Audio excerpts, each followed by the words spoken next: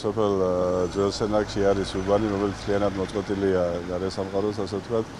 ორი ხიდი აკავშირებდა მთავარ მაგისტრალს, ორივე წაღებულია და დაახლოებით 20-მდე კომლი, ერთ უბანში 20-მდე კომლია მოწყვეტილი და მეორე უბანში დაახლოებით 12 კომლია მოწყვეტილი.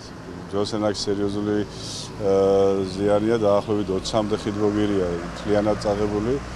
გარდა ამისა, ქალაქშიც არის სერიოზული ზარალი, უბრალოდ ზარალი გაცილებით მეტი იქნებოდა, რო არა ის სამუშაოები, რაც შარშან და შარშანწინ ჩატარდა.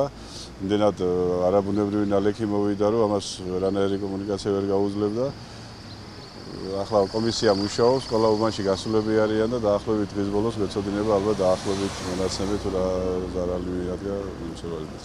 თავებასთან გვაქვს კომუნიკაცია, ყველანაირი დახმარება უკვე პირველად ტექნიკის მხრივ უკვე ჩამოსულია, მობილიზებულია ტექნიკა და მუშაობს. ფაქტობრივად გაწმენდილია უკვე ქუჩები და ის ჯებირები ამოღებულია, წაქცეული ჯებირები, რომელიც ბარიერს უფრიდა წყალს. ანუ სამუშაოების პირველად სამუშაოები უკვე ჩატარებულია. პირველი წვიმა ცოტა შემოვიდა, მეორე დრო დააცხო, მაშინ შემოვიდა სასწაული წყარი, არც მაცივარი.